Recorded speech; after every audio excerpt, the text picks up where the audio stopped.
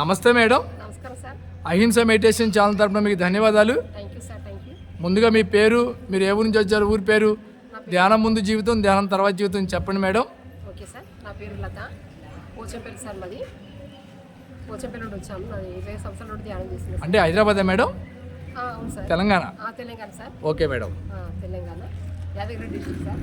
Yadadri district అంటారు కాబట్టి అక్కడ నుండి వచ్చాను సార్. పోచంపల్లి నుండి 20 సంవత్సరాల నుండి ధ్యానం చేస్తున్నాను సార్.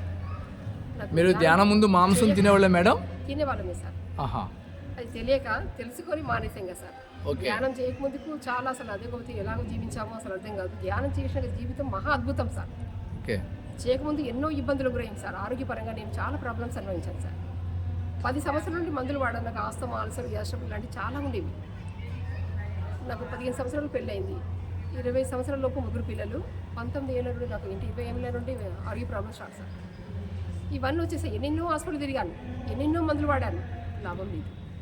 ఒకరోజు మాకు తెలిసిన మా చిన్నతి వాళ్ళ అబ్బాయి ధ్యానం కోసం చెప్పారు, నువ్వు ధ్యానం చేయి, ఇన్ని మందులు వాడుతున్నావు కదా, ధ్యానం చేయి, ఒక 10 నిమిషాలు నీ ఇంట్లోనే ఎక్కడికి వెళ్ళకుండా నీకున్న సమయాన్ని ధ్యానం కేటాయించుకో, ఒక 5 నిమిషాలు అభ్యాసం చేసుకో అని చెప్పారు సార్. 2003లో నేను ఇన్ని మందులు వాడుతున్నాను, నెలకి 3000 మందులు, నాకు అయినా తగ్గట్లేదు. ఏంటి వీళ్ళు ధ్యానం కోసం చెప్తారేంటి, కళ్ళు మూసుకుంటే సరిపోతుందా, తగ్గుతుందా, నాకు వచ్చింది ఏమైనా, ఇన్ని మందులు వాడితే తగ్గట్లేదు అనుకొని, సరేలే ఊరికే చెప్తున్నారు, ఎక్కడికి కలిసినా చెప్పేవారు, బంధువులు ఎక్కడికి వెళ్ళినా చెప్పేవారు, బంధువులు కదా మాకు, కాబట్టి ఎక్కడికి వెళ్ళినా చెప్పేవారు. పూల రాజప్రసాద్ సార్ నా గురువు, పూల సార్. అయితే ఎక్కడికి వెళ్ళినా చెప్తూ ఉంటే ఏంటి వీళ్ళు ఇలా చెప్తున్నారు, అసలు కళ్ళు మూసుకుంటూ వస్తుందా, ఇంత ఆరోగ్యం అనుభవిస్తున్నాను నేను, ఇన్ని మందులు తింటున్నాను అనుకొని కొద్ది రోజుల తర్వాత మా పోచంపల్లికి రావడం జరిగింది. వాళ్ళు ఒక ఫంక్షన్లో కలిశారు. మేము 6 తోడుకోవడము, మమ్మల్ని అందరూ కూర్చోబెట్టారు. ఒక 5 నిమిషాలు ధ్యానం చేయమని చెప్పారు. అరుంధతి మేడం ఇట్లా కూర్చోబెడితే సరే అనేసి ఒక 5 నిమిషాలు కూర్చోగానే మా తోటిగాళ్ళకి ఏమనిపించదు, నాకు మాత్రం ఏదో అద్భుతం అనిపించింది, ఏదో గాలి తేలినట్టు అనిపించింది. అబ్బాయి ఏంటి ఇందులో ఏదో ఉన్నట్లుంది, అందుకని వీళ్ళు ఎక్కడ కలిసినా పదే చెప్పుతున్నారు, ధ్యానం చెయ్యి, నీ ఆరోగ్యం బాగుంటుంది అని చెప్తున్నారు అని శ్రద్ధ పెట్టాలి. ఇక నువ్వు ఇప్పటి నుంచి చేయడానికి ఇంత అద్భుతం అనిపిస్తుంది. వాళ్ళకి ఏమనిపించలేదంట, నాకు మాత్రము ఏదో గాల్లో తేలినట్టు అనిపించింది. 5 నిమిషాల్లోనే 5 నిమిషాలు కళ్ళు మూసుకుంటేనే ఇంత అద్భుతం అనిపించింది. మరి రోజు చేసి ఎలా ఉంటుందో చూద్దాం అనుకున్నాను సార్. అనుకొని ప్రతిరోజు చేయడం స్టార్ట్ చేశాను. అప్పటి నుండి 2003 నుండి రోజు 10 నిమిషాలు చేస్తూ తర్వాత అరగంట ఇలా టైం వేస్తూ ఉన్నాను. అరగంట చేస్తున్నాను. కొంచెం ప్రాబ్లం, నాకు ఆస్తమా, అదేమో మన ధ్యానమేమో శ్వాస మీద ధ్యాస, నాకు ఆస్తమనా అంటే శ్వాసతో కూడుకున్నది, ఇది ఇబ్బంది. ఆ ధ్యానం అంటే శ్వాస మీద ధ్యాస పెట్టాలి, చాలా ఇబ్బంది అయింది. అయినప్పటికీ సరే ఎన్నో మందులు మింగాను, ఇప్పటికీ విసుగొచ్చేసింది, అసలు విరక్తి కలిగింది జీవితం అంటే. నేను చనిపోయే స్టేజ్కి వచ్చాను. సరే చూద్దాంలే, వీళ్ళు ఏదో చెప్తున్నారు కదా, పదే నాకే కదా లాభం అంటున్నారు, చేస్తే ఏమవుతుంది, ఉంటా పోతా చివరికి వచ్చాను, చనిపోవాలనుకున్నాను. ఆ స్థితిలో వీళ్ళు చెప్పడంతో సరే అనేసి ఒక 10 నిమిషాలు. నాకు భక్తి చాలా ఇష్టం, అమ్మవారు అంటే చాలా భక్తి, అపారమైన భక్తి, అమ్మవారిని కోరుకునేదాన్ని. నేను బ్రతికను, నన్ను తీసుకుపోండి, నా 3 పిల్లలు చూసుకోలేకపోతున్నాను, మేము చేనేత వృత్తిలో ఉన్నాం, ఆ పని చేయట్లేకపోతున్నాను, మా సార్ని చూసుకోలేకపోతున్నాను, ఎందుకు నా జీవితం, నేను ఉండి ఏమిటి ప్రయోజనం, నా పిల్లల్ని చూసుకోలేక, ఇటు ఇంట్లో పనులు చేసుకోలేక, నా భర్తను చూసుకోలేక, నా జీవితం ఎందుకు, ఎవరి కోసం ఇక నేను ఉండాలి అనుకున్నాను. ఆ టైంలోనే నాకు ధ్యానం అయింది సార్. మహా అద్భుతం అనిపించింది. నేను చేసిన పూజలు ఫలించినవి ఈ రూపకంగా నాకు చెందింది అనేసి 2003 నుండి 10 నిమిషాలు చేస్తూ ఒక 2 సంవత్సరాలు అయింది. ఇంకా నాకు కుదరట్లేదు, ఒకదానే కదా, అప్పుడు ఫోన్స్ లేవు, మ్యూజిక్ లేవు, ఏమీ లేవు, ఒక్కదాన్ని చేస్తూ ఉన్నాను. ఇంకా వాళ్ళు అడిగినప్పుడు అలా చేస్తున్నాను అని చెప్పేదాన్ని. ఆయుసం అవుతుండేది, చేయాలంటే ఆయుసం అవుతుండేది. వాళ్ళు అడుగుతుండేది, సార్ కూడా సార్ అడుగుతుండేది, నెలకోసారి ఫోన్ చేసి అడుగుతుండేది, చేస్తున్నావా, మెడిటేషన్ చేస్తున్నారా అంటే అబద్ధం చెప్పేదాన్ని. చేయట్లేదని తిడతాడేమో అని అబద్ధం చెప్పేదాన్ని. తర్వాత కనిపిస్తుంది, ఎందుకు అబద్ధం చెప్పాలి, చేస్తే ఏమవుతుంది, నేను ఎలాగో చనిపోతాను కదా, చేస్తా, చనిపోతా, ఉంటే తెలుసుకుంటా, పోతా అనుకొని అప్పటి నుండి స్టార్ట్ చేశాను. 1 సంవత్సరం అయింది. అరగంట చేస్తున్నాను. అలా గడిచిపోతుంది. ఒక 2005లోనేమో 2004లోనేమో పూలసార్ ఇంటి కాడ ఫంక్షన్ అయింది. వెళ్ళాము. వాళ్ళ ఇంట్లో పిరమిడ్ ఉంది, చాలా పెద్ద పిరమిడ్ ఉంది. దాని కింద కూర్చోమన్నాడు. ఒక 5 నిమిషాలు కూర్చో అని చెప్పాడు. ఒక 5 నిమిషాలు కూర్చొని ఆ రోజు నేను మందులు తీసుకెళ్ళలేదు, సడన్గా మందులు మానేయొద్దని చెప్పారు. అయితే 5 నిమిషాలు కూర్చోగానే మహా అద్భుతం అనిపించింది. నా శ్వాసకి ఇబ్బంది అయింది. ఒక 5 నిమిషాలు కూర్చోగానే శ్వాస అద్భుతంగా ఆడుతున్నాడు. అబ్బా ఆశ్చర్యం, ఎలాంటి ఇబ్బంది లేదు. ఏంటి ఇందులో ఏముంది, ఈ పిరమిడ్లో ఏముంది అసలు రహస్యం. ఒక 5 నిమిషాలు కూర్చోగానే నా శ్వాస ఇబ్బంది క్యూర్ అయింది, యథావిధిగా నడుస్తుంది, ఆనందం అనిపిస్తుంది అనుకున్నాను. ఆ రోజు మొత్తం వాళ్ళ ఇంట్లో ఉన్నాను. ఆ పిరమిడ్ కింద కూర్చొని ధ్యానం చేశాను. నాకు పిరమిడ్ కావాలి ఇలాంటిది అనిపించి సార్ చెప్పాను, సార్ నాకు ఒక పిరమిడ్ తెచ్చాను, నేను చేస్తాను, ఖచ్చితంగా చేస్తాను, నేను తగ్గించుకుంటాను, నేను నాకు అర్థమైంది, నేనేది నాకు అర్థమవుతుంది అనేసి అనుకొని అప్పుడు పిరమిడ్ ఇవ్వమంటే పిరమిడ్ తెచ్చిచ్చారు. పిరమిడ్ 1 by 1 తెచ్చిచ్చారు సార్. తెచ్చేగానే అది కట్టుకొని ప్రతిరోజు టైం పెంచాను సార్. హాఫ్ అన్ అవర్ పోయింది, 45 minutes, తర్వాత 1.5 hours, 2 or 3, 4, 5 ఇలా రోజు టైం పెంచుతూ వచ్చాను. 2 years అయింది, 3 years కావస్తుంది. ఇక అప్పుడు 10 నిమిషాలు కూర్చోలేని స్థితి నుండి 7 గంటలు కూర్చొని స్థాయికి వచ్చాను. అద్భుతం అనిపించింది. రోజు ఆయాసం అవుతుంది సార్ని అడిగాను, చాలా నాకు అసలు ఆయాసం అవుతుంది సార్, శ్వాస మీద ధ్యాస పెట్టాలంటే ఏం కాదు అంటుంది. నేను చనిపోయే స్థితికి వస్తున్నాడా, పోతే పోవచ్చు, మంచిదే అన్నాడు. ఓహో అవునా, అద్భుతం, ఇంకా ధ్యానంలో ఇంకా మహా అద్భుతం కదా అనుకొని ఆ 1 year ఇక నా కర్మ తొలగిపోతుంది. ఆ సమయంలో 7 గంటలు చేస్తున్నాను. ఒక రోజు ఇక చివరి టైం వచ్చేసింది సార్, ఇక చివరి గడి. అప్పుడు ఆ రోజు నా కర్మ దగ్నమయ్యే సమయం ఆసనమైందేమో. మార్నింగ్ 4 గంటలకు చేశాను. 4 గంటలకు చేసి ధ్యానం చేశాను. ప్రతిరోజు కూర్చున్నాను. కూర్చోగానే ఒక్క నిమిషం నా శ్వాస అయిపోయింది. పిడిచి వదలని తీసుకుంటున్నాను, గమనిస్తున్నాను, శ్వాస అయిపోయింది. ఇక తీసుకుందాం రావట్లేదు, నా పని అయిపోయింది, ఇక నేను బ్రతకను, శ్వాస అయిపోతుంది, నేను బ్రతకను ఇక అనుకొని అప్పుడు ఆ భగవంతుని వేడుకుంటున్నారు. నా పిల్లలు చిన్నపిల్లలు, 3 పిల్లలు. చిన్న పాప 3 సంవత్సరాలు ఏమో 4 సంవత్సరాలు ఉన్నది. మరి ఆ ఏజ్లో ఏ తల్లి కానీ ఏం కోరుకుంటుంది, నేను బ్రతకాలి, నా పిల్లలకి ఎలా ఎవరు చూసుకుంటారు అంటారు. కానీ ఆ కోరిక నాకు నిస్వార్థమైంది. ఇది అన్ని చోట్ల చెప్తాను ఈ విషయం, ఎందుకంటే అది నిస్వార్థమైనది. ఆ సమయంలో నాకు ఆ భగవంతుడు అందించాడు చూడండి. అయితే ఏమి కోరుకుంటానంటే ఆ చివరి క్షణంలో, తండ్రి నన్ను బ్రతికించు, ఈ శ్వాసలో ఇంత శక్తి ఉందని తెలియజేశారు, నాకు చివరి గడియలో ఇంత రహస్యాన్ని తెలియజేసి నాతో అంతరించిపోవాల్సిందేనా, ఒక 10 మందికి చెప్పేదాకా నన్ను బ్రతికించు తండ్రి అని వేడుకున్నాను. క్షణంలో శ్వాస అందింది. అబ్బా, పునర్జన్మ వచ్చింది నాకు, మృత్యువుని జయించాను నేను, ఇక ప్రపంచవ్యాప్తంగా తిరుగుతాను, ఈ ధ్యానం అనే రహస్యాన్ని ప్రతి ఒక్కరు చేరవేయాలి నేను, నా ధర్మం, ఇక పునర్జన్మ వచ్చింది, మృత్యువుని జయించాను, ఇక నాకు ప్రపంచంలో ఎదురు ఏమీ లేదు అని ఆనాటి నుండి 2005 నుండి ఇక ప్రచారం చేయడం మన గురువారికి, నా గురువారికి చెప్పాను. పులసారికి, సార్ నేను బ్రతికాను, పునర్జన్మ లభించింది నాకు, ఇక నేను ఏం చేయాలి చెప్పండి అన్నాను. నువ్వు బ్రతికావు కదా, ఈ రహస్యం అందరికీ చెప్పిక ఇంటిపైన ధ్యాన మందిని కట్టించాలన్నారు. సరే సార్, తప్పనిసరి కట్టిస్తాను, ఎందుకంటే నేను బ్రతికాను, ఎన్ని మందులు వాడినా పని చేయలేదు, నాకు ధ్యానమే ఆయుధం. అంటే ధ్యానం అంటే ఏమిటో అనుకున్నాను, కానీ శ్వాసే ప్రాణం కదా అని ఈ రహస్యం తెలిసింది చివరి గడియోలా. ఈ విషయం నేను బ్రతికున్నంతకాలం, జీవితాంతం ఉన్నంతకాలం, దేహంతో ఉన్నంతకాలం, అన్ని చోట్ల, అన్ని వేళల్లో, అన్ని చోట్ల చెప్తాను, నా ధర్మం, నా బాధ్యత అని అనుకొని, సరే సార్ పిరమిడ్ కట్టిస్తానని 2011లో ఇంటిపైన పిరమిడ్ కట్టించడం జరిగింది.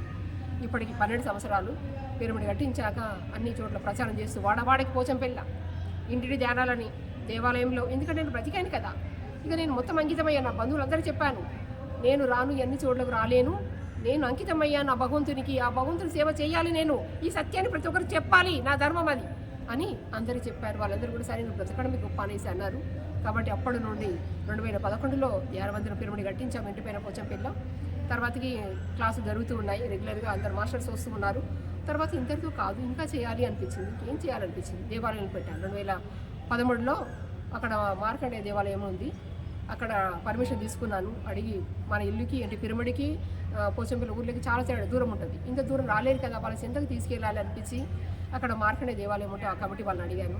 ఒక పాడు పంతులు గారు మరి పరిచయం అయ్యారు, వారిని అడిగాను, పంతులు గారు మేము ధ్యానం చేయిస్తాము దేవాలయంలో, మాకు ఒక ప్లేస్ ఉంచండి, ఒక రూమ్ ఇవ్వండి అని అడిగాను. సరే అమ్మ, మీరు ధ్యానం కదా, మంచి పనే కదమ్మా, చేసి సరే అని వాళ్ళు ఇచ్చారు. శనివారం అక్కడ పెట్టాం. అలా కొద్ది రోజు జరిగింది. 2013 నుండి 2015 వరకు చేయించాం. తక్కువ అవుతున్నారు, ఇంకా ఏం చేయాలనిపించింది, ఇంకా ఏం చేయాలి, ఇక్కడ సరిపోవట్లేదు, ఇంకా అందరూ చేరవేయాలి, ఇంకా పెరగాలి కదా మన గురువారు చెప్పినట్లుగా అనేసి అనిపించి ఇంటిడి ధ్యానాలు పెట్టాలనిపించింది. 2015 నుండి ఇంటిడి ధ్యానం చెప్పాను. మన దగ్గరకు చాలామంది వస్తున్నారు, 60 మంది 100 మంది పైన దాకా వస్తున్నారు. వాళ్ళ ఇళ్లలో వాడవాడికి ఇంటిడి ధ్యానం పెట్టాను. ప్రతి చోట 30 మంది అయ్యారు, ప్రతి చోట 30 మంది అవుతున్నారు. అలా ఒక 2 సంవత్సరాలు గడిచింది. ఇంకా అనిపించింది ఇక్కడితో అయిపోవద్దు, పోచంపల్లి వరకేనా, ఇంకా చేయాలి మనం, ఇంకా చేయాలి, ఇంకా ఇందరికో చెప్పాలి, మన ధర్మం కదా, మన గురుగారు చెప్పింది చెప్పాలి కదా, ఇంకా చేయాలి కదా అనిపించేసి ఈ మధ్యకాలంలో గత 2-3 సంవత్సరాల కరోనా టైం నుండి స్టార్ట్ చేశాము. ఏంటి మండలాలు తిరగాలనిపించింది, గ్రామానికి చెప్పాలి ప్రచారం అనిపించింది. మరి ఎలా చెప్పాలి, మనగా వెళ్తే మరి అనుమతి ఇవ్వరు కదా గ్రామస్తులు అనేసి మనకు తెలిసిన వారితో ఏంటి సర్పంచుల నెంబర్ సేకరించాం, మండలం మొత్తం సర్పంచుల నెంబర్ సేకరించి గ్రామాలకు వెళ్ళి వాళ్ళందరికీ కలిసాం. సర్పంచులు కలిసి వాళ్ళ అనుమతి ద్వారా వాళ్ళు ఎప్పుడు రమ్మంటే అప్పుడు వెళ్ళాం గ్రామానికి. అలా మండలం మొత్తం పూర్తి చేశాం. పూర్తి చేసి తర్వాత మళ్ళీ మీరు అనుమతిస్తే మీకు గ్రామానికి వస్తూ ఉంటాం. ఏమీ ఎలాంటి ఖర్చు లేదు, మాకు ఒక ప్లేస్ చూపించండి అంతే, ఒక ప్లేస్ చూపిస్తే చాలు, మాకు ఎలాంటి ఆడంబరాలు ఎలాంటి ఏమీ లేవు అని చెప్పేసి అనగానే సరే అమ్మ మీరు ఇంత సత్యాన్ని చెబుతున్నారు, మేమెందుకు అనుమతి ఇవ్వమని ప్రతి గ్రామంలో మనల్ని చాలా ఇన్వైట్ చేశారు సార్. చాలా ఎంతో ఇష్టంతో ప్రేమతో ఆహ్వానించారు వాళ్ళందరూ కూడా. సర్పంచులు కూడా కూర్చొని ఉన్నవాళ్ళు. అలా ఒక మండలం అయిపోయింది. 20 గ్రామాలు పూర్తి అయిపోయాయి. మళ్ళీ రెగ్యులర్గా వారం వెళుతూ ఉన్నాం. తర్వాత ఇంకా వెళ్ళాలి. ఈ మధ్యకాలంలో బాటసింగరం అని ఒక గ్రామం ఉంది, అక్కడికి వెళ్ళాం. అక్కడికి వెళ్తే అక్కడ దేవాలయంలో పెట్టించారు వాళ్ళు. పెట్టించి ఆ గ్రామంలో ఉన్న జెడ్పీటీసీ పరిచయం అయ్యారు. వారిని చాలా ఆశ్చర్యం కలుగుతుంది వాళ్ళకి. ఇంత సత్యం అని చెప్పేవాళ్ళు ఎవరు లేరు ఈ ప్రపంచంలో. ఇక్కడ స్వార్థపూరితంగా ఆలోచిస్తూ ఉంటారు. ఇంత నిస్వార్థంగా ఎలా చెప్తున్నారు మీరు, ఇంతటి సత్యమైన వాకు చెప్పడం మామూలు కాదమ్మా అంటే మా గురువారు చెప్పింది. మాది కాదు ఇది, మా గురువారు పంచాలని చెప్పారు, పంచితే పెంచబడుతుంది. కాబట్టి మా జన్మ ధన్యం చేసుకోవాలంటే చెప్పడం మా ధర్మం. మా గురువారు ఏది ఆశించకుండా ఎలా చేశారు, మమ్మల్ని బ్రతికించారు, మేము కూడా అలాగే చేయాలి నిస్వార్థంగా అనేసి ఆ సార్ చెప్పాను. అనగానే మీరు ఒక్క మండలం కాదమ్మా, ఉన్న మండలాలను తిరగాలని చెప్పారు. మీలాంటి వాళ్ళు అరుదు కాబట్టి తిరగాలి అన్ని చోట్ల అనగానే సరే సార్ వస్తామన్నాము. అయితే ఆ మండలం కూడా తిరగమని చెప్పారు వాళ్ళు. అక్కడ కూడా స్టార్ట్ చేసి వాళ్ళు సర్పంచులని అనుమతి ద్వారా మేము ఏర్పాటు చేస్తామని వాళ్ళే చెప్పి చేస్తున్నారు. మరి తర్వాత మన ఇంటి పైన 12/12 పిరమిడ్ ఉంది. 12 ఇయర్స్ అయింది సార్. మేడం మీరు శాకాహారాల్లో పాల్గొన్నారా? వెళ్తుంటాం సార్. ఎట్లా ర్యాలీలు చేస్తుండే ఎట్లా ఉంది మేడం మీకు? అంటే చాలా బాగుంది సార్. ఇక్కడ సిటీలో అయినప్పుడు వెళ్తూ ఉంటాం సార్. అక్కడేమో ప్రచారం చేస్తూ ఉంటాం. గ్రామానికి ఇంటింటి పాపడ్స్ పంచుతూ ఒక చోట క్లాస్ పెడతాం. ఇక్కడ మన దగ్గర జరిగినప్పుడల్లా మాస్టర్స్ రమ్మన్నప్పుడు వస్తూ ఉంటాం సార్, పాల్గొంటాం మన వాళ్ళందరూ కూడా.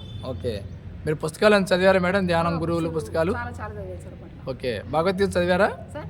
భగవద్గీత ఈ మధ్య చదువుతున్నాను సార్.